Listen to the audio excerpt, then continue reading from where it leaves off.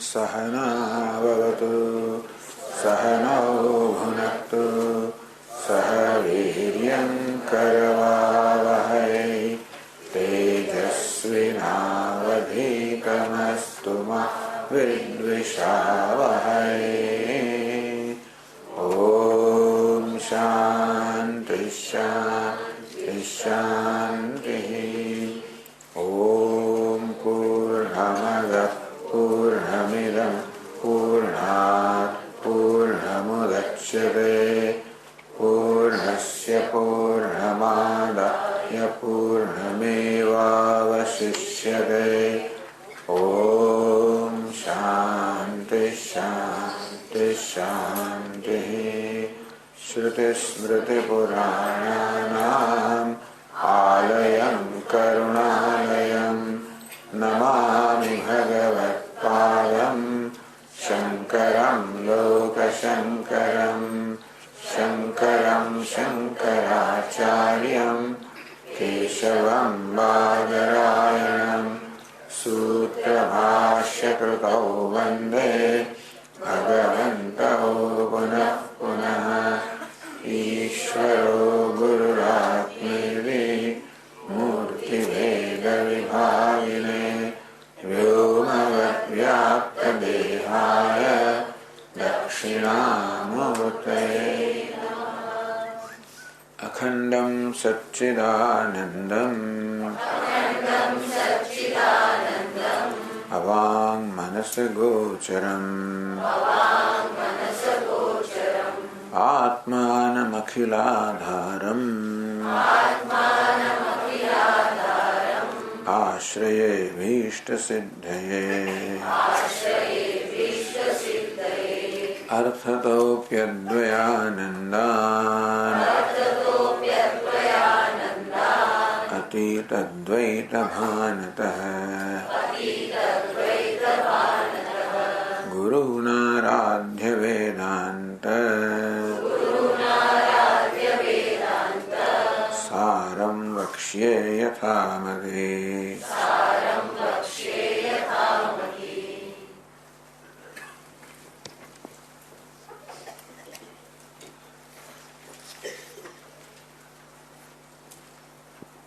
इदानीं प्रत्यगात्मनि इदमिदम् अयमयम् इदमयम् आत्मा से इति आरोपयति। मनुष्य જે રીતે આ પ્રકારે આત્મા પર સતત જે વસ્તુ ઇદમ છે, ઇદમ ઇદમ કોને કહેવાય? ઇદમ એટલે આ જે આપણા પ્રત્યક્ષ જ્ઞાનનો વિષય છે, જે દૃશ્ય છે, એને માટે ઇદમ વપરાય.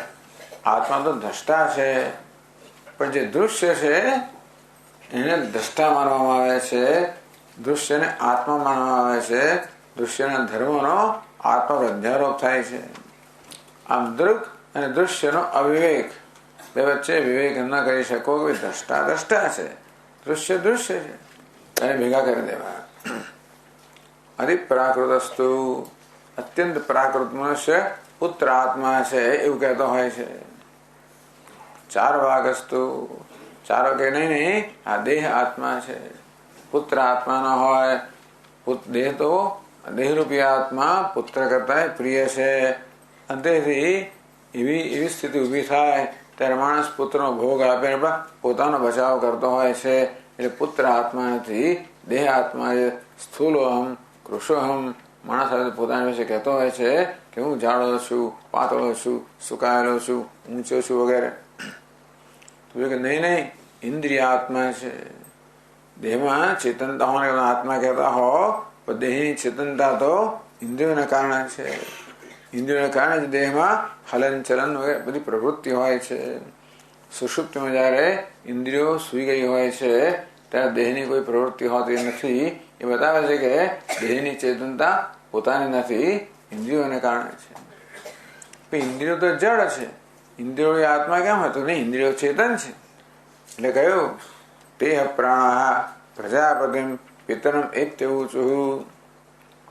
જો ઉપનિષદમાં કહ્યું કે ઇન્દ્રિયો પ્રાણ સ્વયં પ્રજાપતિ પાસે ગઈ અને પૂછ્યું કે અમારામાં કોણ શ્રેષ્ઠ છે, વિવાદ કોણ કરી શકે? ચેતન જ કરી શકે. ઇન્દ્રિયો ચેતન છે એ આત્મા છે કે નહીં ભાઈ? પ્રાણ આત્મા છે. કારણ કે ઇન્દ્રિયો ભલે હલન ચલન કરતી હોય, એ દ્વારા દેહને ચલાયમાન કરતી હોય, પણ ઇન્દ્રિયો પોતાનું ચલન કોને કારણે છે? પ્રાણને કારણે છે. અન્નપાન આદિ ના મળે અને પ્રાણ જો નિર્બળ બની જાય તો ઇન્દ્રિયો નિર્બળ બનતી જોવામાં આવે છે. વળી પાછું પોષણ મળવાથી પ્રાણ પ્રબળ બને તો ઇન્દ્રિયો પ્રબળ બને છે. એ બતાવે છે કે ઇન્દ્રિયોમાં જે શક્તિ છે એ પ્રાણને કારણે છે. ઇન્દ્રિયો ચેતનતા પણ પ્રાણને કારણે છે. મળે ઇન્દ્રિયો આત્મા નથી, પ્રાણ આત્મા છે. તો કે નહીં ભાઈ મન આત્મા છે. સુષુપ્તિમાં તો જયારે મન નથી હોતું ત્યારે પ્રાણની કોઈ સભાનતા હોતી નથી, અને મન જાગ્રત થાય ત્યારે પ્રાણની સભાનતા હોય છે. માટે આ પ્રાણની અંદર પણ જે શક્તિ છે, ચેતનતા છે, એ મનને કારણે છે. બરોબર? નહીં અન્યોંતરાત્મા વિજ્ઞાનમય હૈ. બુદ્ધ કે નહીં, બુદ્ધિ આત્મા છે. કેમ? કારણ કે બુદ્ધિને મન કરતા પણ સૂક્ષ્મ બતાવી, અભ્યંતર બતાવી. વળી બુદ્ધિમાં કરતા ભોગતા આ પ્રકારના ખ્યાલ છે. મન તો બુદ્ધિ કરતા પાસે રહેલું એક કરણ છે, સાધન છે. બુદ્ધિરૂપી કરતા મનરૂપી કરણનો સાધન ઉપયોગ કરીને પોતાનું કામ કરતું હોય છે. તો કરણ તો આત્મા ના હોય, કરતા આત્મા હોય. માટે બુદ્ધિ આત્મા છે. બુદ્ધિ એટલે ક્ષણિક વિજ્ઞાન એવું સમજવાનું. ભલે બુદ્ધિ શબ્દ હોય, આપણે વિજ્ઞાનમય એટલે બુદ્ધિ કહેતા હોઈએ. પેલું કોઈ એનો અર્થ વિજ્ઞાનમય, વિજ્ઞાન કરે, વિજ્ઞાન આલય કરે, વિજ્ઞાનની પરંપરા કરે. ક્ષણિક વિજ્ઞાનની પરંપરા એવું આત્માનું સ્વરૂપ છે. આ પ્રકારે જે બધા વેદની બહારના મતો છે એ મતો બનો નિષેધ કરાય. બધા એકબીજાનો નિષેધ કર્યો. હવે આગળ આવે છે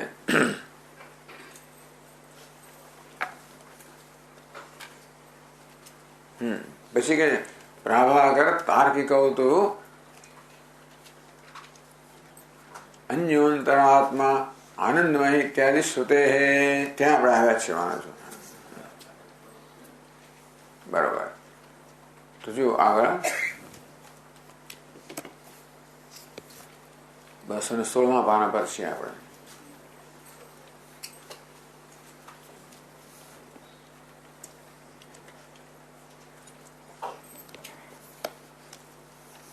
છેલ્લેથી ત્રીજો પેરેગ્રાફ. પ્રાભાકર તાર્કિકૌ તો અન્યોંતર આત્મા આનંદમય ઇત્યાદિ શ્રુતે બુદ્ધ્યાદીનાં અજ્ઞાને લય દર્શનાદ અહમજ્ઞઃ અહમજ્ઞાની ઇત્યાદિ અનુભવાચ્ચ અજ્ઞાનમ આત્મા ઇતિ વદતઃ. એકદમ જીવ આવ્યો. હા, બરાબર. તો તને સંભળાય. બરાબર બરાબર.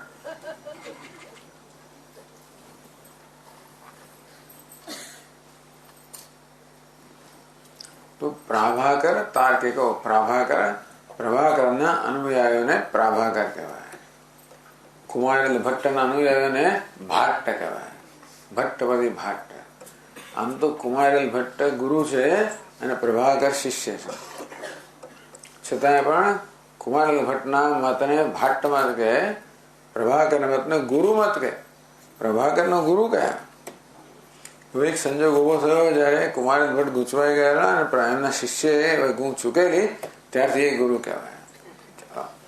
એટલે છે ગુરુ. છતાં એમનો અભિપ્રાય ગુરુ કરતા ગુરુ હશે ને ભગવાન જાણે. પણ ટૂંકમાં પ્રભાકરનો અભિપ્રાય કુમારેલ ભટ્ટ કરતા ઘણો જુદો છે. એમની એ જુદું દર્શન છે, જુદી જ ચિંતન પદ્ધતિ છે. એટલે અને પછી તાર્કિક એટલે ન્યાયિક લોકો પણ આ પ્રકારનો અભિપ્રાય ધરાવે. પ્રાભાકર તાર્કિકો. પ્રભાકર એટલે પ્રભાકરના અનુયાયીઓ. તાર્કિકો એટલે તર્કથી બધો નિર્ણય કરનાર. તો એ કે અન્યોંતર આત્મા આનંદમય. બૌદ્ધ લોકોએ કયું વાક્ય લીધું? અન્યોંતર આત્મા વિજ્ઞાનમય है. जो भी તમારું ઉપનિષદ કહેશે કે આત્મા વિજ્ઞાનમય है, આત્મા વિજ્ઞાન સ્વરૂપ છે, એટલે વિજ્ઞાન પરંપરા છે. તો આ કે નહીં, એથી આગળ જાઓ. અન્યોંતર આત્મા આનંદમય है. ઉપનિષદ કહેશે કે એક આનંદમય આત્મા છે, જે વિજ્ઞાનમય કરતા બુદ્ધિ કરતા અન્ય છે, સૂક્ષ્મ છે, અભ્યંતર છે.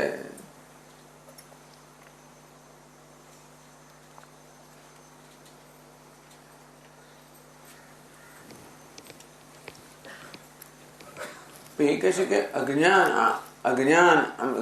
આત્મા इति वदता है. પણ ઉપનિષદ અજ્ઞાન આત્મા જેવું નથી કહેતો, આનંદમય આત્મા એવું કહે છે ને. તમે એનું અજ્ઞાન રસ્તે ક્યાંથી લાવ્યા પાછા? ઉપનિષદ કહે છે અન્યોંતર આત્મા આનંદમય है. બુદ્ધિ કરતા અન્ય નહીં સૂક્ષ્મ આનંદમય આત્મા છે.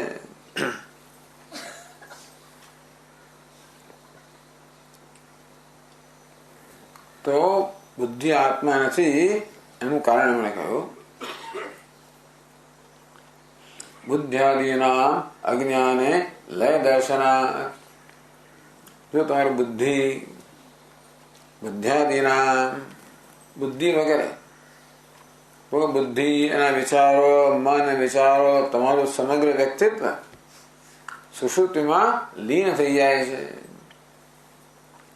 સુષુપ્તિ માત્ર અજ્ઞાન હોય છે, આવરણ હોય છે, અને આ બુદ્ધિ વગેરે સર્વ સુષુપ્તિમાં અજ્ઞાનમાં લીન થઈ જાય છે. જે વસ્તુ જેમાં લીન થાય એનો આત્મા હોય. આ ઘડો તૂટી જાય તો માટીમાં લીન થઈ જાય છે, પણ માટી ઘડાનો આત્મા છે. તો તરંગ છે, મોજું એ જળમાં લીન થઈ જાય છે, જળ તરંગનો આત્મા છે. તો બુદ્ધિ વગેરે સમગ્ર વ્યક્તિત્વ સુષુપ્તિમાં ગાઢ નિદ્રામાં અજ્ઞાનમાં લીન થઈ જાય છે. અજ્ઞાની આત્મા છે ને, જેમાં લીન કારણ કાર્ય હંમેશા ઉપાદાન કારણમાં લીન થાય. કાર્ય જયારે નાશ થાય ત્યારે ઉપાદાન કારણમાં જેને મળી જાય. જેમ કે અલંકારને ધારો કે એનો નાશ થાય, ઓગાળી દેવામાં આવે તો એ સોનામાં અલંકારમાં જે બંગડી બુટ્ટી વગેરેના જે નામ રૂપ છે, ઘાટ, એ બધું સોનામાં લીન થઈ ગયું. અલંકાર કાર્ય છે, સોનું ઉપાદાન કારણ છે, ઉપાદાન કારણ આત્મા છે. એટલે બુદ્ધિ વગેરે એટલે એમાંથી ઉત્પન્ન થાય, એમાં સ્થિતિ હોય, એમાં લય થાય. ઘરેણાની ઉત્પત્તિ સોનામાં થાય, એમાં એની સ્થિતિ હોય, એમાં લય હોય. તો બુદ્ધિનો લય ક્યાં થાય છે? અજ્ઞાનમાં, સુષુપ્તિમાં. વળી પછી સ્વપ્નમાં કે જાગે વળી પાછું એમાંથી એનો ઉદ્ભવ થાય છે. અજ્ઞાન છે, તેથી બુદ્ધિ બધા કરતા પણ સૂક્ષ્મ છે, એમનું ઉપાદાન કારણ છે, એમનો આત્મા છે. માટે અજ્ઞાન જ આત્મા કહેવડાવવા યોગ્ય છે. બુદ્ધ્યાદિના જ્ઞાન સુખ દુઃખ ઈચ્છાદિના બુદ્ધિ વગેરે જ્ઞાન હોય, સુખ હોય, દુઃખ હોય, ઈચ્છા હોય, આ બધી વસ્તુઓ સુષુપ્તિમાં લીન થઈ જાય. અજ્ઞાન લય દર્શના, અજ્ઞાનમાં લય થાય છે. જ્ઞાન ભિન્ન, અજ્ઞાન કેવું છે? જ્ઞાન ભિન્ન, જ્ઞાનથી જુદું અજ્ઞાન છે, એમાં લય થાય છે.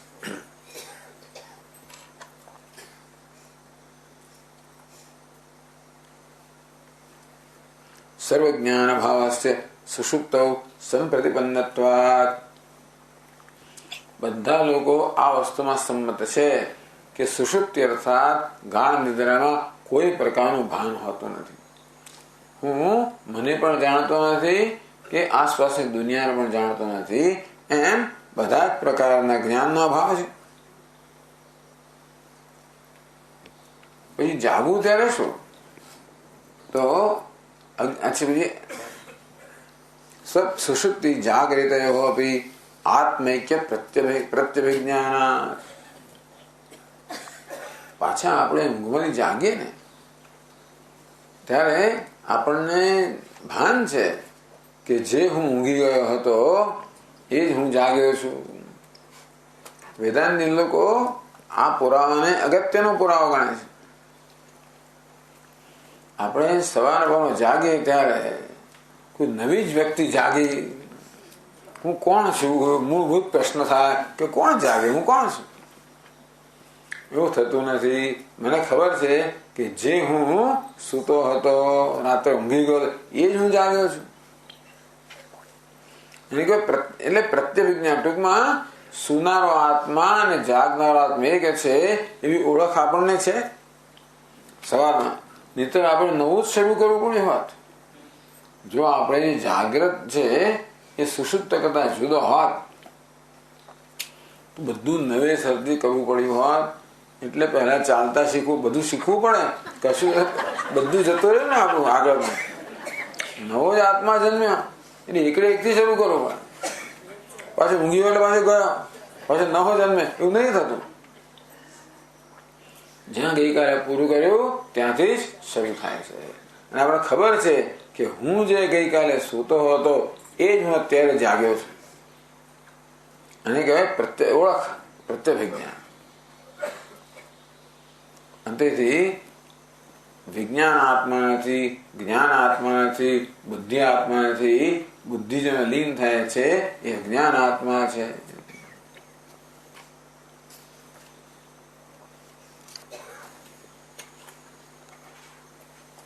પણ આ તો શ્રુતિ, યુક્તિ, અનુભવ પણ કહે છે. અનુભવ શું છે? અજ્ઞોહમ કે છે, અહમ અજ્ઞ, અહમ અજ્ઞાની. એ બે માં કઈ ફેર? અહમ અજ્ઞ એટલે બીજો પાર્ટ શું છે? અહમ અજ્ઞ, અહમ જ્ઞાની. માણસ કહે છે મને ખબર નથી, હું જાણતો નથી, હું જાણું છું. અહમ અજ્ઞ, હું અજ્ઞાની છું, જાણતો નથી. અહમ જ્ઞાની, હું જાણું છું. આ બંને વસ્તુ બતાવે છે કે અજ્ઞાન આત્મા છે. બોલો, અહમ અજ્ઞ જ્ઞાનહીનો અહમ, હું તો અજ્ઞાની છું, જ્ઞાન વગરનો છું. એ કેવો છું? અજ્ઞાન મારું સ્વરૂપ છે. તો તમે જયારે કહો કે હું જ્ઞાની છું ત્યારે, તો કે હું જ્ઞાની છું જયારે કહું ત્યારે જ્ઞાન મારો ધર્મ છે અને ધર્મ ધર્મી જુદા હોય માટે હું જ્ઞાન કરતા અન્ય છું આવું કહેનાર છે તાર્કિક લોકો. તાર્કિક લોકો એમ કે ગુણ અને ગુણી, ધર્મ અને ધર્મી કે ધર્મનો આશ્રય જુદા જુદા હોય. જેમ કે કોઈ ફૂલ નથી, બરાબર, કીડીઓ આવે ને એટલા માટે બિચારા ફૂલને તિલાંજલિ આપી દેવામાં આવે. ચાલો કઈ વાત નહીં, ચાલો છોડો ના, આપડા આની જે બીજાની વાત કરો. આ વસ્ત્ર છે એટલે ઓળવાનું નહીં, એવું નહીં કરવાનું.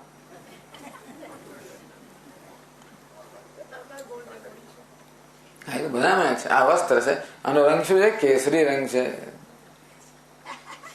તો વસ્ત્ર શું છે? કેસરી રંગ છે, એનો ગુણ છે. વસ્ત્ર શું છે? એ ગુણ ધરાવનાર છે, બરાબર ને? વસ્ત્ર શું છે? કેસરી રંગ ધરાવનાર. કેસરી રંગ શું છે? વસ્ત્રનો ધર્મ કે ગુણ. તો ધરાવનાર હંમેશા, જેમ કે ધનવાન કોને કહેવાય? ધન ધરાવનાર. એ ધનવાન જે ધન કરતા જુદો હોય ને, ધન ધરાવતો હોય તો વસ્ત્ર પણ કેસરી રંગ ધરાવતો હોય તો કેસરી રંગ કરતા જુદું થયું ને. રંગ શું છે? ગુણ છે. વસ્ત્ર એનો આધાર છે. આધાર જે છે એ ગુણ કરતા જુદું હોય. હું જ્ઞાની છું, જ્ઞાનવાન છું, જ્ઞાન ધરાવું છું. હું જ્ઞાની છું એટલે કે જ્ઞાનવાન છું, જ્ઞાન વાળો છું, જ્ઞાન ધરાવું છું. હું જે જ્ઞાન ધરાવું છું એ જ્ઞાન કરતા જુદો ખરો ને. આ વસ્ત્ર જે રંગ ધરાવે છે એ રંગ કરતા જુદું છે. ધનવાન જે ધન ધરાવે છે એને જુદો છે. તો હું જ્ઞાનવાન જ્ઞાન ધરાવતો હોઉં તો જ્ઞાન કરતા જુદો ખરો કે નહીં? અજ્ઞાન મારું સ્વરૂપ છે, જ્ઞાન નહીં. આ રીતે પ્રાભાકર તાર્કિક આનંદમય તો અજ્ઞાન કહે છે. આનંદમય એટલે અજ્ઞાન જ કહે છે. જો આનંદમય નો અનુભવ ક્યાં થાય ખબર છે? સુષુપ્તિમાં. જાગ્રતમાં ક્યારેક ક્યારેક થતો હોય છે, મુખ્યત્વે સુષુપ્તિમાં જે છે એ આનંદમય કોષ છે. સુષુપ્તિમાં શું થઈ જાય છે કે આ બુદ્ધિ, સુખ દુઃખ, ઈચ્છા, રાગ દ્વેષ બધું લીન થઈ જાય. ત્યાં દ્રષ્ટા અને દૃશ્ય બધું લીન થઈ જાય. આ જાગ્રત અવસ્થામાં હું દ્રષ્ટા છું, આ જગત દૃશ્ય છે. આ દ્વૈતનો બહુ મોટો બોજ મારા પર હોય છે. બીજી વસ્તુ મારી સમક્ષ હોય મારા કરતા જુદી, એટલે અનુકૂળ છે કે પ્રતિકૂળ છે. અનુકૂળ હોય તો મને ધાસતી છે કે જતી તો નહીં રહે ને. પ્રતિકૂળ છે અલા ભાઈ માથે તો નહીં પડે ને. આમ વસ્તુ મારા કરતા જુદી હોય એટલે મગજની અંદર બોજ રહેવાનો છે. કદાચ આપણે બીજી વસ્તુમાં આપણા મનને રોકી રાખે તો પેલું મગજમાં રહેવાનું તો ખરો જ. આ દ્વૈતનો એક બોજ હોય છે. જાગ્રતમાં, સ્વપ્નમાં. સુષુપ્તિમાં તો દ્રષ્ટા અને દૃશ્ય આ બંને વિલીન થઈ જાય છે. માટે કોઈ ભેદભાવ નથી. ઉપનિષદ કે દ્વિતીય દ્વૈ ભયમ ભવતી. જ્યાં દ્વિતીય છે, ભેદભાવ છે, ત્યાં ભય રહેલો છે. સુષુપ્તિમાં એવું કોઈ ભેદભાવ રહેતો નથી. ત્યાં દ્રષ્ટા અને દૃશ્ય બંને લીન થઈ ગયા. એટલે આપણે બોજથી મુક્ત થઈ ગયા. આ બોજ આપણા સુખને આચ્છાદિત કરનારો છે. બોજથી મુક્ત થઈ ગયા એટલે આપણે કહેવાય છે આનંદમય છે. અજ્ઞાનને કારણે ત્યારે ભાન નથી કે આનંદ અનુભવ કરીએ, પણ સુષુપ્તિમાં આપણે આનંદનો અનુભવ કરતા હોઈએ છીએ. આનંદમય શું છે? અજ્ઞાન છે. સુષુપ્તિમાં અજ્ઞાન છે. આનંદમય અને અજ્ઞાનને સરખાવવામાં આવે. અન્નમય નો આત્મા પ્રાણમય છે, પ્રાણમય નો આત્મા મનોમય છે, મનોમય નો આત્મા વિજ્ઞાનમય છે, વિજ્ઞાન નો આત્મા આનંદમય છે. એટલે આનંદમય બધાનું અધિષ્ઠાન છે, બધાનો આત્મા છે. એ આનંદમય તો સુષુપ્તિમાં છે, અજ્ઞાન સ્વરૂપ છે. મારા અજ્ઞાન બધાનો આત્મા છે. મારા આત્મા અજ્ઞાન સ્વરૂપ છે એવું સુષુપ્તિના અનુભવથી આ પ્રાભાકર અને તાર્કિક લોકો એવા નિર્ણય પર આવ્યા કે આત્મા અજ્ઞાન સ્વરૂપ છે. જ્ઞાનથી ભિન્ન એવું અજ્ઞાન સ્વરૂપ આત્મા છે. જ્ઞાનનો અભાવ નહીં, જ્ઞાનથી ભિન્ન ભાવરૂપ અજ્ઞાન. જ્ઞાનથી ભિન્ન અજ્ઞાન સ્વરૂપ આત્મા છે.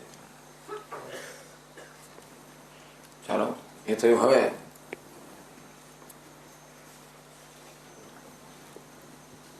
મતાંતરમાહ ભાટ્ટસ્તુ, બીજો મત કુમાર ભટ્ટનો મત. જો લોકોએ કેવું કેવું ચિંતન કર્યું તો આપણે ખબર પડે. ટૂંકમાં કે આત્મા આપણા જીવનમાં સૌથી મહત્વનું સ્થાન ધરાવે છે. દુનિયામાં બધી વસ્તુ મહત્વની કેમ? કારણ હું મહત્વનો છું. આપણે માટે સૌથી મહત્વનું શું છે ખબર છે? હું.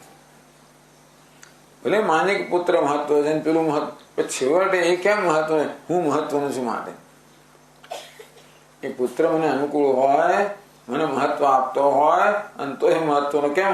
હું મહત્વનું છું માટે મહત્વનો બને છે. એટલે આપણા જીવનમાં સૌથી મહત્વની વસ્તુ છે હું. તેથી એને જાણવું અત્યંત મહત્વનું છે. ત્યાં સુધી કે એને જાણીએ એટલે બધું જણાઈ ગયું. એટલે આ બધા તત્વચિંતકોએ હું નું એટલે કે આત્માનું શું સ્વરૂપ છે એના વિશે બધું ગહન ચિંતન કરેલું છે.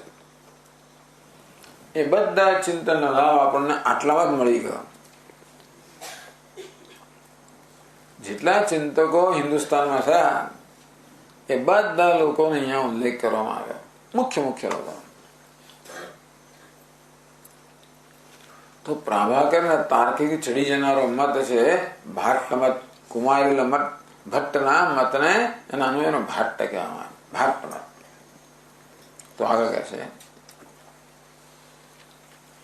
ભાટ્ટસ્તુ પ્રજ્ઞાન ઘન એવ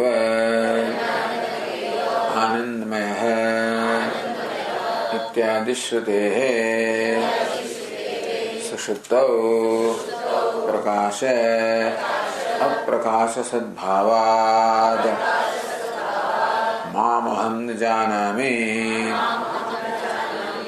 ઇત્યાદિ અનુભવાચ્ચ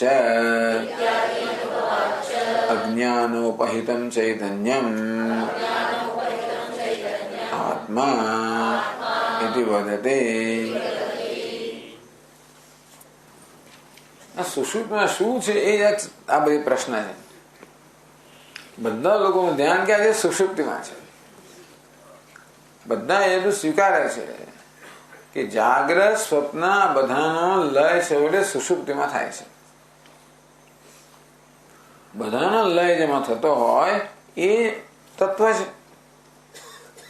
ઘડાનો લય માટીમાં થાય છે, પણ માટી ઘડાનું તત્વ છે, ઘડાનો આત્મા છે. તેવી રીતે આપણા સમગ્ર વ્યક્તિત્વનો લય સુષુપ્તિમાં થઈ જતો હોય છે. એટલે તે આપણે સમજીએ તો આત્માને સમજીએ ને. આ બધા લોકોનું ધ્યાન આવી જાય પ્રાભાકરનું, ભાટ્ટનું, શૂન્યવાદી, આ બધાનું ધ્યાન ક્યાં છે? સુષુપ્તિ પર છે. તો સુષુપ્તિમાં શું છે એ વસ્તુનો નિર્ણય કેમ કરે છે? એ લોકો તર્કથી નિર્ણય કરે છે. દરેક પોતાનો તર્ક આપે છે. જો ઉપનિષદ કહે છે કે આનંદમય આત્મા છે, સુષુપ્તિમાં આનંદમય છે, સુષુપ્તિમાં અજ્ઞાન છે, મારે અજ્ઞાન આત્મા છે, અને હું અજ્ઞાની છું એવો મારો અનુભવ છે, મારે અજ્ઞાન મારું સ્વરૂપ છે. આવું કહીને શું અજ્ઞાન મારું સ્વરૂપ શું કરવાનું? હવે એ વિચાર ખબર નહીં, એનો આગળ વિચાર્યું છે કે અજ્ઞાન મારું સ્વરૂપ કરવાનું શું? અજ્ઞાની છે તો ભાઈ એના અજ્ઞાન કઈ તકલીફ ના હોય જો. ખરેખર આપણું સ્વરૂપ છે ને આપણને ક્યારેય તકલીફ ના આપે. ગરમી છે એ અગ્નિ તકલીફ ના આપે, આપણને ભલે આપે. આ ઘામ છે ને સૂર્યને તકલીફ ના આપે, આપણને આપે. તેમ અજ્ઞાન આપણું સ્વરૂપ હોત તો અજ્ઞાન આપણને તકલીફ આપતું ન હોવું જોઈએ. અજ્ઞાનથી આનંદ થવું જોઈએ. મને નથી ખબર, બહુ સરસ થયું. જયારે મને આવી ખબર પડે કે નથી જાણતો ત્યારે આનંદ થવો જોઈએ. પણ નથી જાણતો કોઈ પુરવાર, મૂર્ખ છું, નથી જાણતો તો બહુ દુઃખી થઈ જવું છે. હું જાણું છું, હું પુરવાર કરવા પ્રયત્ન કરું છું. આમ પોતે અજ્ઞાની છે એવું સ્વીકારવા કોઈ તૈયાર નથી હોતું. કોઈને અજ્ઞાન મળે પ્રેમ નથી, બધાને જ્ઞાન મળે પ્રેમ છે. એ બધા અજ્ઞાન મારું સ્વરૂપ ના હોય. પણ ચાલો તર્કથી નક્કી કરે ને બધું. ભાટ્ટ લોકો શું કહે છે? સુષુપ્તિમાં શું હોય છે? એ કહે છે જ્ઞાન ને અજ્ઞાન બંને હોય છે. પ્રભાકર કહે છે કે સુષુપ્તિમાં માત્ર અજ્ઞાન હોય છે. ભાટ્ટ કહે છે જ્ઞાન અને અજ્ઞાન બંને હોય છે. એની વડે શ્રુતિનું વાક્ય કોટ કરે છે, ઉદ્ધૃત કરે છે. પ્રજ્ઞાન ઘન એવ આનંદમય. ક્યાંથી આવ્યું? માંડવ કેવો બની છે? જો આમાં તૈત્રીય માંડવમાં જતા રહ્યા. તૈત્રીયનું કામ આનંદમયથી આગળ જવાનું નથી. એટલે સુષુપ્તિમાં શું છે એની વધારે સમજ ક્યાં મળે છે? માંડવ કેવો બની છે કે પ્રજ્ઞાન ઘન એવ આનંદમય.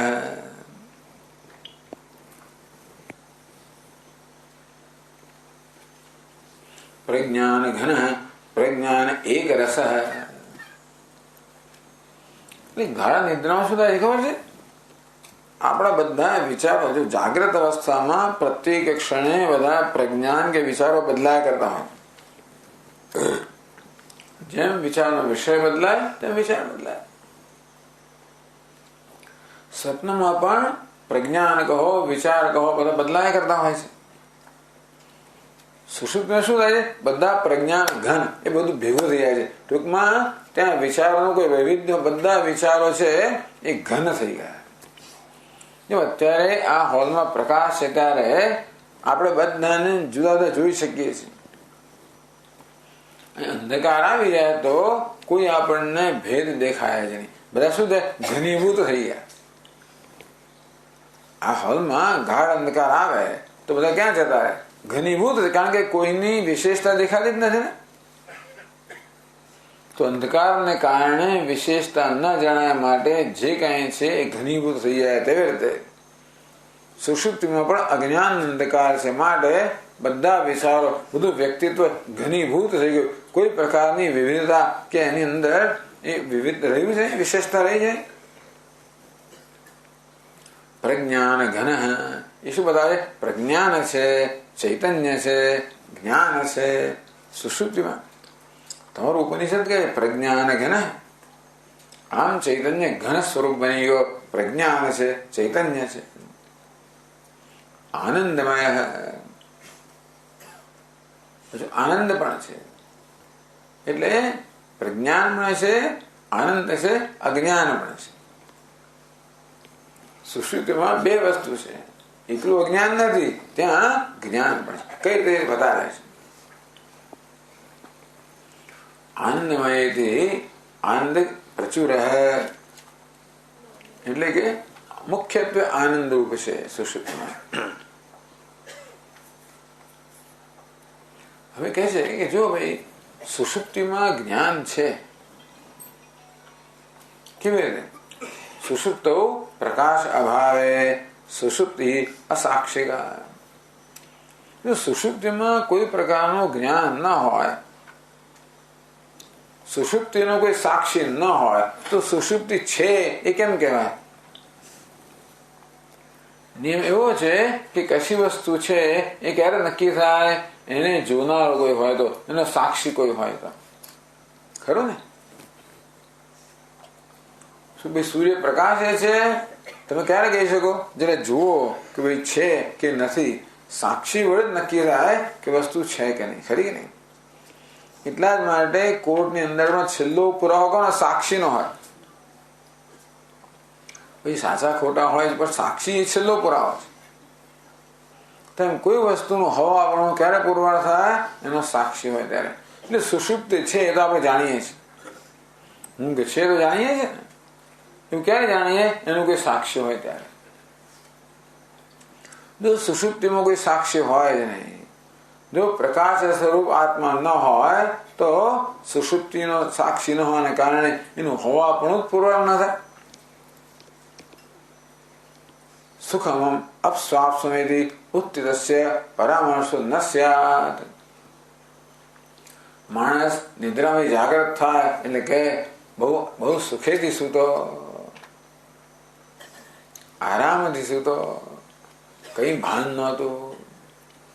કેટલાક નસીબદાર લોકો કહી શકે, બધા કહી શકતા નથી. વાત હોય ઉઠીને બધા નથી કહી શકતા. તો આ બોલ બોલ કરે છે આ લોકો. નસીબદાર લોકો એવા કહી શકે કે હું તો પડ્યો અને ઊંઘી ગયો, એના વગર સફાળો જાગી ગયો. એલા ન તો 8 વાગે જ ઉઠ્યો.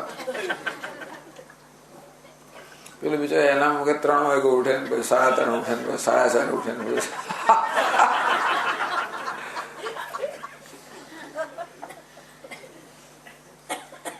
પછી નસીબદાર હોય કે સુખમ અહમ અસ્વાપ્સમ, હું તો લહેરથી સૂતો. એટલે કે સુષુપ્તમાં સુખનો અનુભવ છે. કિંચિત અવેદિશમ, મને કાંઈ ભાન નહોતું. હું ક્યારે કહી શકીએ? સુષુપ્તિમાં અનુભવ થયો હોય ત્યારે. એટલે કે એ અનુભવ કોઈ સાક્ષી હોય ત્યારે. સુષુપ્તિને પણ એને પ્રકાશિત કરનાર કોઈ હોવું જોઈએ.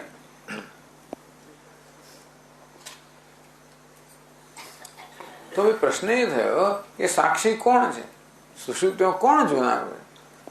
તદા ઇન્દ્રિય મનસામ વ્યાપારોસ્તિ ન.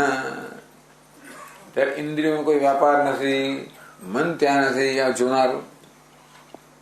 એ તજ્જન્ય જ્ઞાન આપી તો કે ઇન્દ્રિયો જો જાગ્રત હોય, મન જાગ્રત હોય તો ક્યાંક કે ઇન્દ્રિયથી મને ખબર પડી કે સુષુપ્તિ છે, કે મનથી ખબર પડી કે હું આનંદમાં હતો. એ તો છે નહીં.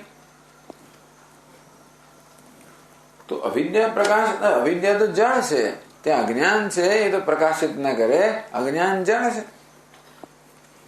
તો પછી કોણ પ્રકાશ કે આત્મા જ પ્રકાશિત કરે છે, પારિશેષ્ય.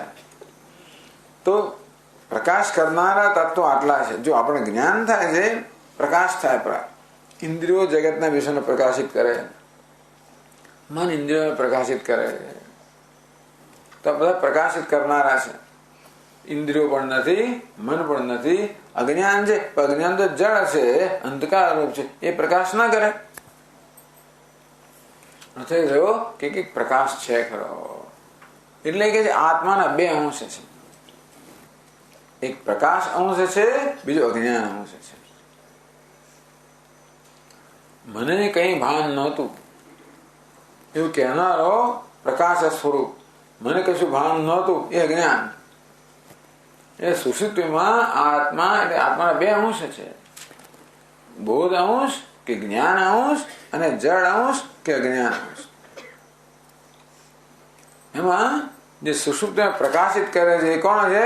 આત્માનો જ્ઞાન અંશ છે, એ સુષુપ્તિમાં પ્રકાશિત કરે છે. જયારે તમે કહો કે મને કઈ ભાન નહોતું, ત્યારે શું બતાવે છે કે સુષુપ્તિમાં અજ્ઞાન પણ છે. મને કઈ ભાન નહોતું, જ્ઞાન પણ છે, પણ ભાન નહોતું એનું ભાન તો હતું એટલે જ્ઞાન પણ છે. એ ભાન નહોતું ક્યારે કહેવાય? ભાન ન હોવાનું ભાન હોય ત્યારે. એટલે ભાન ન હોવાનું ભાન છે માટે ત્યાં પ્રકાશ પણ છે અને કશું ભાન નથી, કશા કોઈ વસ્તુનું વિશેષ જ્ઞાન નથી, અજ્ઞાન પણ છે. આ રીતે ભાટ લોકો એમ કહે છે કે સુષુપ્તિમાં જ્ઞાન અંશ પણ છે, અજ્ઞાન અંશ પણ છે. એટલે આત્મા કેવો છે? જ્ઞાન અજ્ઞાન સ્વરૂપ છે. એટલે હવે અજ્ઞાન શું છે? જળ છે. એનો આધાર શું છે? જળ. એટલે આત્મામાં જળ અંશ છે અને ચેતન અંશ છે. અજ્ઞાન અંશ જળ અંશ છે, જ્ઞાન અંશ ચેતન અંશ છે. આત્મા જળ અને ચેતન, જ્ઞાન અજ્ઞાન બંનેનો બનેલો છે. અજ્ઞાન ઉપહિત ચૈતન્યમ, અજ્ઞાન ધરાવનારું ચૈતન્ય, અજ્ઞાન સાથે સંમિલિત ચૈતન્ય. ચૈતન્ય એટલે જ્ઞાન અને અજ્ઞાન એટલે અજ્ઞાન. આત્મા જ્ઞાન અને અજ્ઞાન સ્વરૂપ છે સુષુપ્તિમાં. એવું આ લોકોનું ચિંતન છે.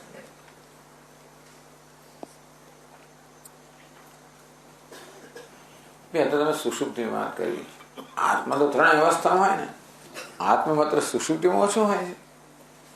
સુષુપ્તિમાં તમે કહ્યું કે આત્મા જ્ઞાન અજ્ઞાન રૂપ છે, જાગ્રતમાં શું? એમાં શું? તો કે છે મામહમ ન જાનામિ ઇત્યાદિ અનુભવાચ. જાગ્રતમાં આપણે શું કે? મામહમ ન જાનામિ, હું મારી જાતને જાણતો નથી.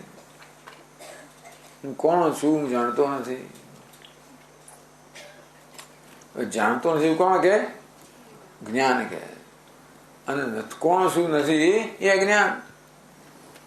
હું જયારે એમ કહું કે હું મારી જાતને જાણતો નથી, તે જાગ્રત ની અંદર પણ હું મારા જ્ઞાન અજ્ઞાન બંને અંશને પ્રગટ કરી જ રહ્યો છું. એટલે માત્ર સુષુપ્તિમાં આત્મા બોધ અને અજ્ઞાન સ્વરૂપ છે એવું નહીં, પરંતુ ત્રણેય અવસ્થામાં છે.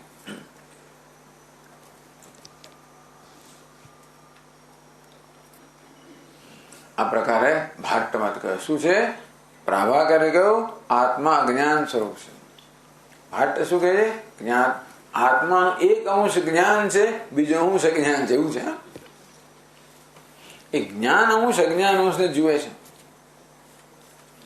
જ્ઞાન અંશ છે, બોધ અંશ છે, એ પેલા અજ્ઞાન અંશને પ્રકાશિત કરે. અજ્ઞાન એટલે દ્રવ્ય, એ જળ પાછળ પણ છે અને ચેતન. આત્મા જળ અને ચેતન આ બંનેનો સંયોગ છે. એક અંશ ચેતન છે, બીજો અંશ જળ છે. આ જળ છે એ અજ્ઞાનનો આધાર છે, ચેતન છે એ બોધનો જ્ઞાનનો આધાર છે.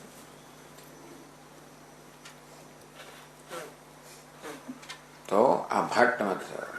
હવે આગળ રહે છે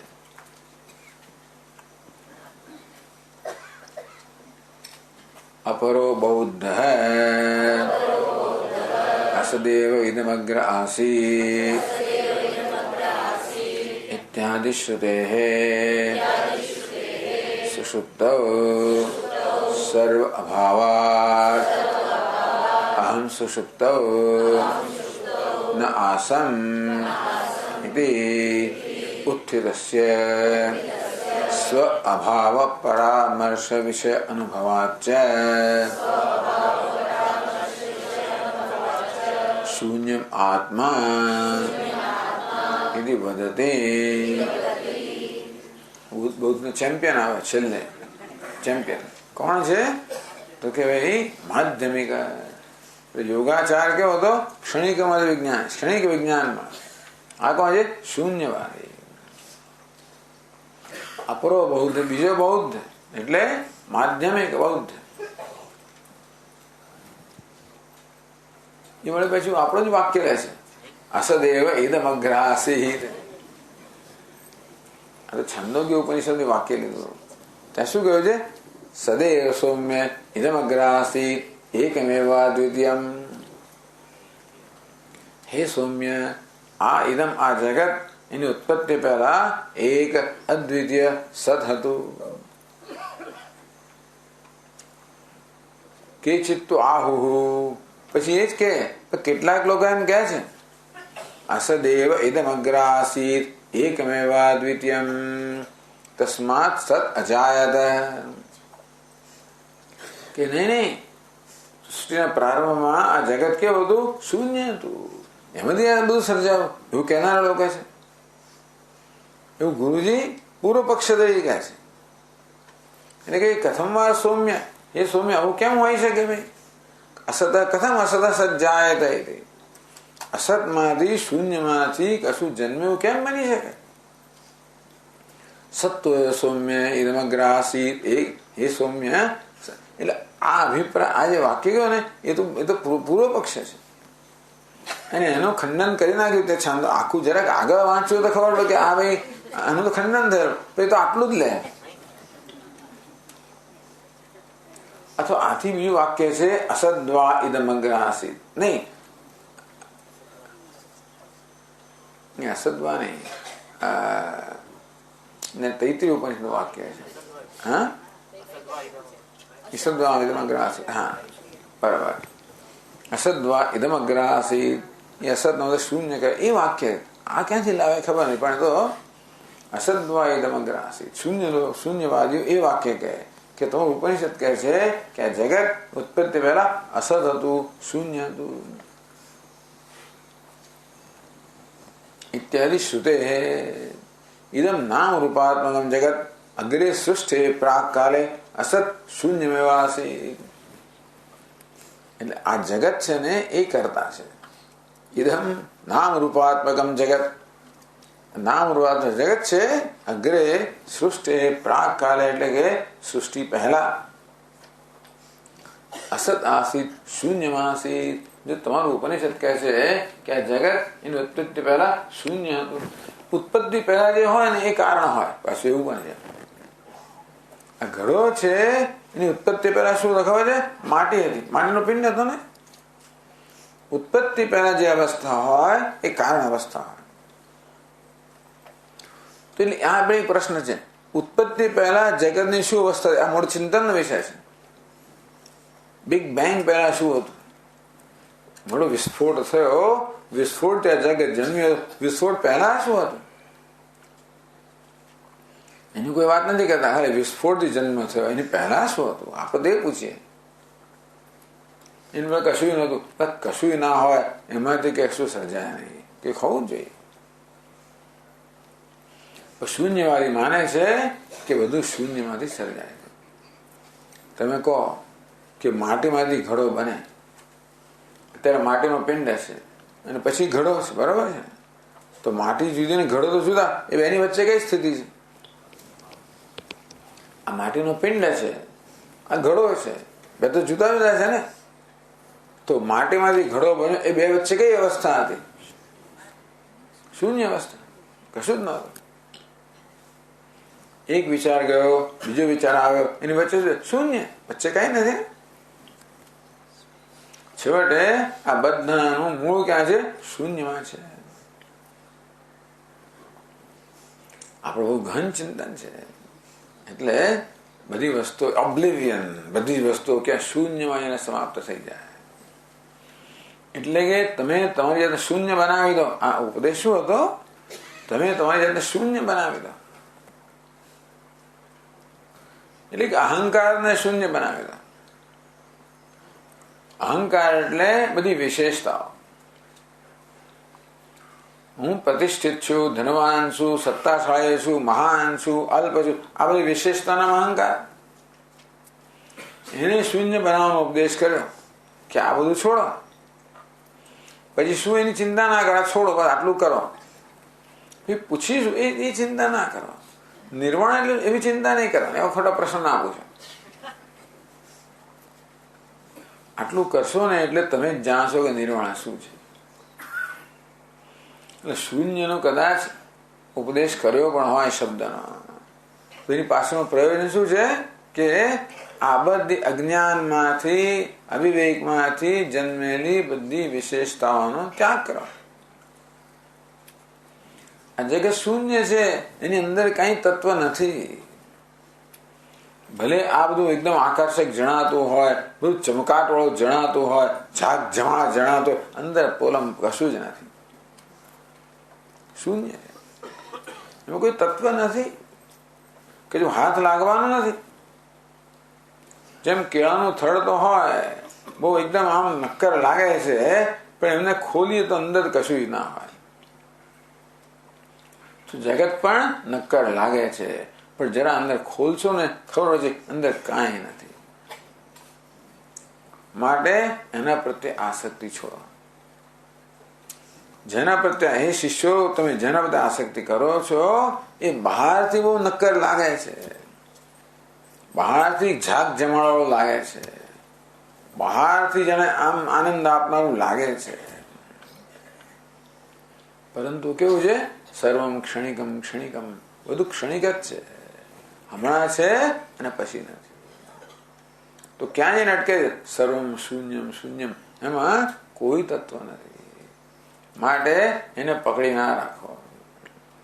જે ક્ષણિક છે અથવા જેમાં કોઈ સત્વ નથી, એને પકડી રાખવાથી તમને શું કઈ મળવાનું નથી, ખાલી ચક્કર ફર્યા કરશો સંસારમાં.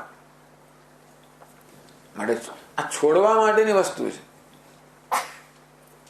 જગત ને છોડો એટલે જો જગત પ્રત્યેની આસક્તિ છોડો. જગતના સ્વરૂપ પર વિચાર કરો કે આમાં શૂન્યથી વધુ કઈ નથી, તો પછી આસક્તિ નહીં રહે. પ્રતિપક્ષ ભાવના, એને સત્ય માનવાથી આસક્તિ જન્મે, પણ એનું મૂળ સ્વરૂપ તો શૂન્ય છે એવું કે જોઈએ એટલે આસક્તિ જતી ને. તું પણ શૂન્ય જ છું, કારણ કે તું જે તારી જાતના હું આ છું ને પેલો છું ને ફલાણો છું, આ બધું ખોટું છે, આની પાછળ કઈ નથી. માટે એ પણ છોડ. જે બચે એનું નામ નિર્વાણ. એમણે જે હેતુથી ઉપદેશ કર્યો હોય, પોતાના શિષ્યોને માર્ગદર્શન, કેવી રીતે એ લોકો પોતાના જીવનનું કલ્યાણ કરે એ માટે જે પ્રકારની પ્રક્રિયા અપનાવે એ પ્રક્રિયા અપનાવે, જેથી બંધનમાંથી મુક્ત થાય. બસ એ જ પ્રયોજન. દરેક છેવટે આચરણનું પ્રયોજન તો એક જ છે ને, કેવી રીતે બંધ મુક્ત કરવા. સંપ્રાપ્તે સન્નિહિતે કાલે નહીં નહીં રક્ષે ડુકરને છોડ, ભજ ગોવિંદમ ભજ ગોવિંદ. એટલે તું જે ઉપદેશ કરે ને પાછળનું પ્રયોજન આ છે કે તું ખોટી વસ્તુને પકડીને વળગીને બેઠો છો. જેને તારું સલામતીનું સ્થાન માને છે, સુખનું કારણ માને છે, એવું નથી. તો બુદ્ધ ભગવાને આ પ્રકારની પ્રક્રિયાનો ઉપયોગ કર્યો હશે.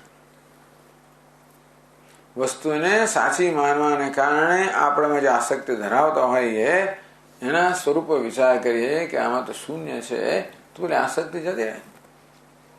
એટલે આસક્તિ છોડાવવા, મુખ્યત્વે આ જગત પ્રત્યેની, વિષયો પ્રત્યેની આસક્તિ પહેલા છોડાવવા, અને પછી આ દેહ વગેરેની આસક્તિ પછી છોડાવવા, અહંકારમાંથી મુક્ત કરવા. એ જ બધા ઉપદેશનું પ્રયોજન છે.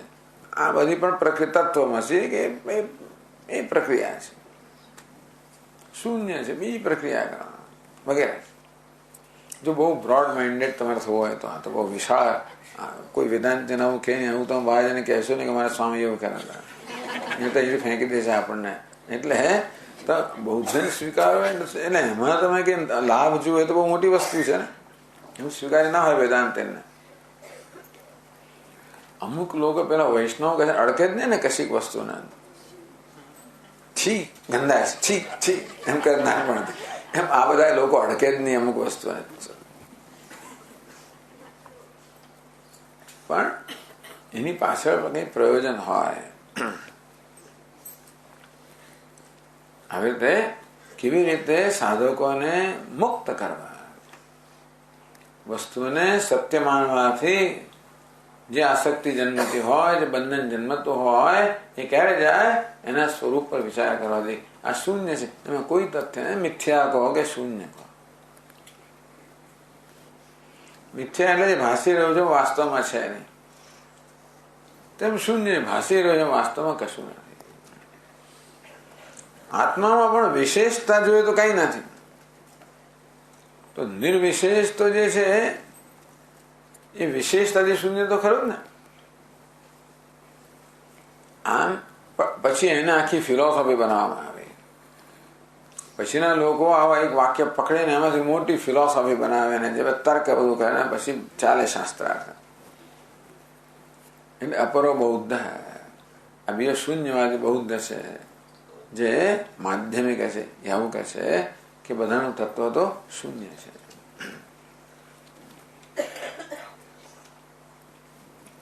કહે છે સુષુપ્ત તો એક તો અસદેવ ઇદમગ્રાસિત શ્રુતિ યુક્તિ. યુક્તિ શું છે? સુષુપ્ત સર્વ અભાવાત. સુષુપ્તમાં કશું હોતું જ નથી. તમારા કહેવા પ્રમાણે સુષુપ્તિમાં જો ચૈતન્ય હોત તો તમને ભાન થતું હોત કે ન થતું હોત? વેદાંત એમ કહે કે સુષુપ્તિમાં તો ચૈતન્ય છે, સાક્ષી સાક્ષી ચેતા કેવળ સાક્ષી છે, ચૈતન્ય ક્યાં છે? હવે તો ભાન થવું જોઈએ. સુષુપ્તિમાં કશું જ ભાન થતું નથી. એ બતાવે છે કે ત્યાં કોઈ ચૈતન્ય નથી, ત્યાં કોઈ સભાનતા છે જ નહીં.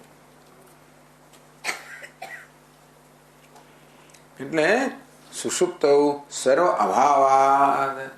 સુષુપ્તમાં બધાનો અભાવ છે અને માટે સુષુપ્તમાં શૂન્ય છે. વેદાંતિને કે કોણે કયો સર્વનો અભાવ છે? હવે જો આ હોલની અંદર એકદમ લાઈટ જતી રહે અને ગાઢ અંધકાર થઈ જાય, બારે અંધારો હોય, ધારો કે સાંજનો ક્લાસ હોય, બધું અંધારું ઘોર થઈ જાય, તો શું થાય? અહીંયા કશું જ દેખાય નહીં. એ કશું ના દેખાય તમને કે કશું નથી. ધારો કે હોલ ખાલી હોય ને કશું ના દેખાય, તો કોઈક તો છે ને ત્યાં. કોણ છે? કશું નથી એવું કહેનાર તો હોય ને ત્યાં આગળ. હા, જયારે જોઈ આવો તો પપ્પા પેલા રૂમમાં છે કે નહીં, મમ્મી નથી. પણ એવું નથી એવું ક્યારે કહી શકે? એ નથી કહેનારો સાક્ષી હોય ત્યારે ને. તેમ સુષુપ્તિમાં કશું નથી એવું નિર્ણય ક્યારે થઈ શકાય? એવું કોઈ કઈ નથી એવું કહેનારો કોઈ હોય ત્યારે. એટલે પંચદશીમાં સુંદર દૃષ્ટાંત આપે. શાનું દૃષ્ટાંત? નાટક દીપ. કે બીજું એક નાટકનો ખંડ છે, એક મોટું રંગમંચ છે, સેંકડો બધા પ્રેક્ષકો બેઠેલા છે, તબલચી ને બધા લોકો આવે, સંગીતકારો આવે, પછી પેલી નર્તકી આવે. આ બધાના પૈસા ખર્ચનાર પેલો બેઠો છે એક પાછો સ્પોન્સર, યજમાન. અને નૃત્ય તો પેલો નાટક દીપ દીપક છે ને, આ બધાને ઉજાળે છે. નર્તકી નૃત્ય કરે અને હાવભાવ આ બધાને ઉજાળે. જુદા પ્રકારના એનામાં બધા જુદા બધા ભાવ આવે, જુદા રસ બધા આવે. ક્યારેક કરુણતા આવે, ક્યારેક શૌર્ય, ક્યારેક વીર્ય, ક્યારેક આનંદ, ક્યારેક દુઃખ, ક્યારેક વિયોગ. આ બધું કોણ? આ બધા વિકારો જે છે એ કોણ ઉજાળે છે? પેલો દીવો. સ્વયં નિર્વિકાર. સ્વયં નિર્વિકાર બધા વિકારોને ઉજાળે છે, બધી ચેષ્ટાઓને ઉજાળે છે. સ્વયં કે નિશ્ચેષ્ટ. નિષ્કર્મ છે, નિષ્ક્રિય છે, બધી ક્રિયાઓને ઉજાડનાર છે. પછી નૃત્ય પૂરું સમાપ્ત થયું. પહેલા આવનારી એ છેલ્લી, જનારી એ પહેલી. નર્તકી જતી રહે, પેલા સંગીતકારો જતા રહે, પેલું યજમાન જતો રહે. ધીમે ધીમે પેલા પ્રેક્ષકો વિખરાઈ જાય. પછી બહાર પેલા નૌકાને પૂછે કે ભાઈ બંધ કરવું છે? જો છે કોઈ કે નથી? કોઈ અંદર નથી. એ કોઈ અંદર હવે નથી એ ક્યારે ખબર પડે? તો દીપક જે છે, દીવો, એ બધાને ન હોવાને પ્રકાશિત કરતો હોય ત્યારે. આમ દીવો જે બધાને હોવાને પ્રકાશિત કરે છે, ન હોવાને પ્રકાશિત કરે, તેવી રીતે આત્મ ચૈતન્ય જાગ્રત સુષુપ્તિમાં આ બધાને હોવાને પ્રકાશિત કરે. જાગ્રત સ્વપ્નમાં સુષુપ્તિમાં બધાને ન હોવાને પ્રકાશિત કરે. સુષુપ્તિમાં તમને કશું દેખાતું નથી એ વાત બરાબર છે, પણ ન દેખાય બે કારણથી ન દેખાય. એ તો કશું નથી માટે ન દેખાય, અથવા માણસ આંધળો છે માટે ન દેખાય. બે કારણ હોઈ શકે. નથી દેખાતું પણ આંધળો છે એવો નિયમ નથી. નથી દેખાતું અંધારું કશું દેખાતું નથી એમ ત્યારે તમે કહો અંધારું કારણ ન દેખાતું હોય, પણ ન દેખાતું એ તો મને દેખાય છે ને. મમ્મી કશું દેખાતું નથી, બહુ એકદમ લાઈટ જતી ને પેલું છોકરું કે બધું ગભરાઈ જાય. મમ્મી ક્યાં ગઈ? તું મને દેખાતું નથી. પણ દેખાતું નથી તો દેખાય ને, આંખો તો છે ને. આમ અંધકારને પ્રકાશિત કરનાર ચક્ષુ આંખો તો ખરી ને, તો જ ખબર કે કઈ દેખાતું નથી. તેમ સુષુપ્તિમાં મને કઈ ભાન નથી, સુષુપ્તિમાં કશું જણાતું નથી, એવું ક્યારે કહેવાય? એ જોનારી આંખો. તે અંધકાર ભલે રહ્યો, જોવાનું કહે ને તદ્વિતીય નાસ્તિ, જે દ્વિતીય વસ્તુ જ જેને પ્રકાશિત કરે. પરંતુ નથી એવું કહેનાર સાક્ષી તો ખરો ને.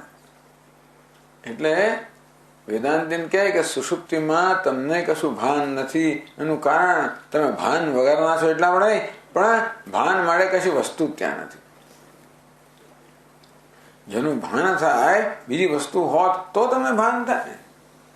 એ બીજી વસ્તુનો ભાવ બતાવે, તમારો ભાવ નથી બતાવતી. ગાઢ અંધકાર હોય, મને કશું ન દેખાતું હોય તો ચક્ષુનો અભાવ નથી બતાવતી, એ જોવાની વસ્તુ કઈ નથી એનો અભાવ બતાવે છે. એટલે સુષુપ્તિના અનુભવને મૂલવવો કેવી રીતે? આ કહે સુષુપ્તિમાં બધું શૂન્ય છે. જો ત્યાં ચૈતન્ય હોત તો કેમ પ્રકાશ ન હોત, કેમ તમને ભાન ન હોત? ભાન છે પણ વિશેષ ભાન નથી. તે ઇન્દ્રિયો હોય, મન હોય તો વિષયોની વિશેષતાનું ભાન હોય, પણ ઇન્દ્રિયો નથી, મન નથી, એટલે વિશેષતાનું ભાન. અત્યારે આ બધી વિશેષતાનું ભાન છે ને આપણે. લાલ રંગ છે, કેસરી રંગ છે, સફેદ છે, પીળો છે, વગેરે વગેરે. કારણ કે આંખો છે, મન છે. આપણી ઇન્દ્રિયોનું મન છે ને એ બધી વિશેષતાને પ્રકાશિત કરે છે. શું ઇન્દ્રિયો પણ નથી, મન પણ નથી, એટલે વિશેષતાને પ્રકાશિત કરનાર કોઈ નથી. પણ વિશેષતા વગરનું ચૈતન્ય તો છે, નિર્વિશેષ ચૈતન્ય છે. એટલે વેદાંત એમ કહે કે સુષુપ્તિમાં વિશેષ જ્ઞાનનો અભાવ છે, જ્ઞાનનો અભાવ છે એવું નથી. પણ આ લોકોનું શૂન્ય આવ્યા પછી એમાં એવું છે ને, પહેલા નક્કી કર્યું કે શૂન્ય છે, પછી દલીલો ઉભી કરે એમાંથી કે કેમ શૂન્ય છે. જો તમારું વાક્ય આમ કહે છે ને, પેલું વાક્ય આમ કહે છે ને, મારું આમ કહે છે. સુષુપ્ત ન આસમિતિ ઉત્થિતસ્ય સ્વભાવ પરાભાવ. કોણ? સુષુપ્તમાં હતો જ નહીં. એ શું કહે છે? ઉઠીને માણસ કહે હું તો હતો જ નહીં સુષુપ્તિમાં. હું નહોતો એટલે મારા ભાવ ન હોવા પણ મને યાદ આવે છે ને કે હું નહોતો. તેથી સુષુપ્તિમાં આત્મા નથી, સુષુપ્તિમાં શૂન્ય છે.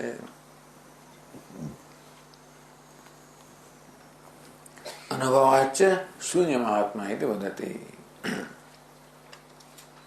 અત શૂન્યમાં આત્મા સર્વ અભાવ રૂપ ન દ્રવ્ય બોધાત્મક. આત્મા જડ પણ નથી, ચેતન પણ નથી, બધાનો અભાવ રૂપ શૂન્ય છે. આવો નિર્ણય કર્યો શૂન્યવાદ. આમ બધા જુદા જુદા અધ્યારોપ કરવામાં આવ્યા. હવે બધાનો અપવાદ કરશે પછીના ફકરાની અંદર આપણે જોઈશું.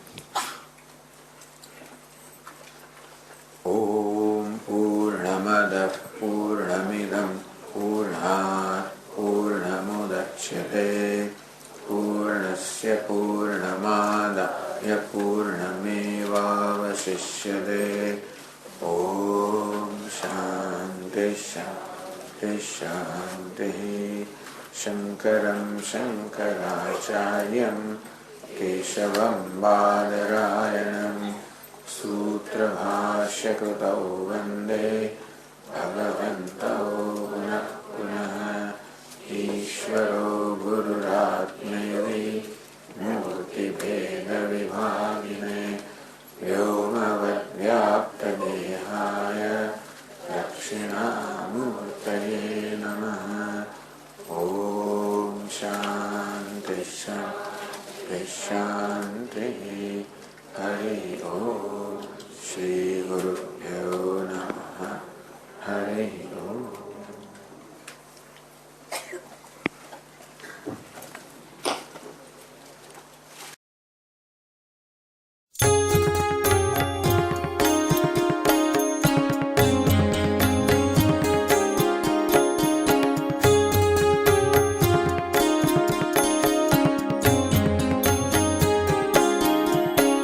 मनोबुद्ध्यहंकार चित्तानि नाहं न च श्रोत्रजिह्वे न च घ्राणनेत्रे न च व्योमभूमिर्न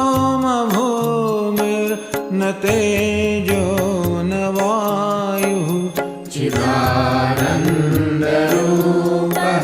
शिवोऽहं शिवोऽहं। चिदानन्दरूपः शिवोऽहं शिवोऽहम्।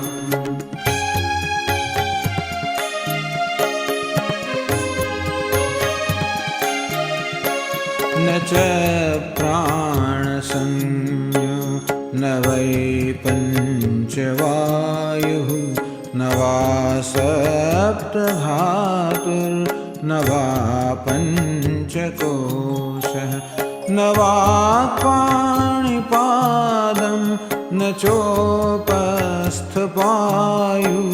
चिदानन्दरूपः शिवोऽहं शिवोऽहं। चिदानन्दरूपः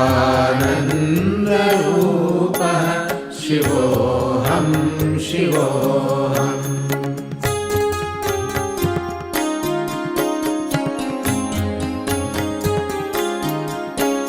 न मे द्वेषरागौ न मे लोभमोहौ मदो नैव मे नैव मात्सर्यभावः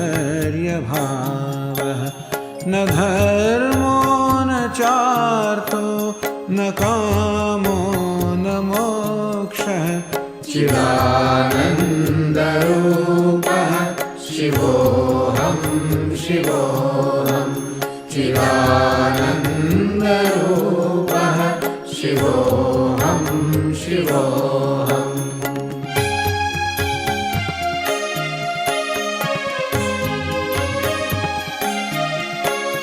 न पुण्यं न पापं न सौख्यं न दुःखं न मन्त्रो न तीर्थं न वेदा न यज्ञः।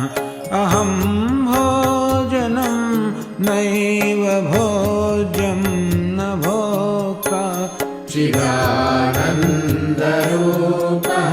शिवोऽहं शिवोऽहं। चिदानन्दरूपः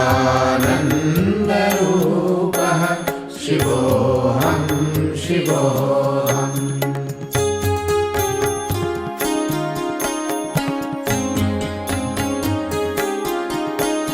न मे मृत्युशङ्का न मे जातिभेदः पिता नैव मे नैव माता न जन्म न बन्धुर्न मित्रं गुरुर्नैव शिष्यः। चिदानन्दरूपः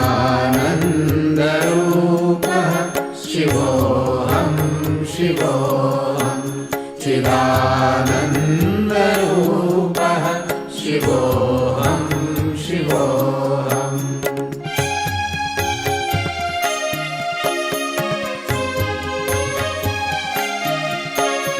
अहं निर्विकल्पो निराकाररूपः विभुर्व्याप्य सर्वत्र सर्वेन्द्रियाणां सदा मे समत्वं न मुक्तिर्न बन्धः चिदानन्दरूपः शिवोऽहं शिवोऽहं चिदानन्दरूपः शिवोऽहं शिवोऽहं शिवोऽहं शिवोऽहं शिवोऽहं शिवोऽहं शिवोऽहं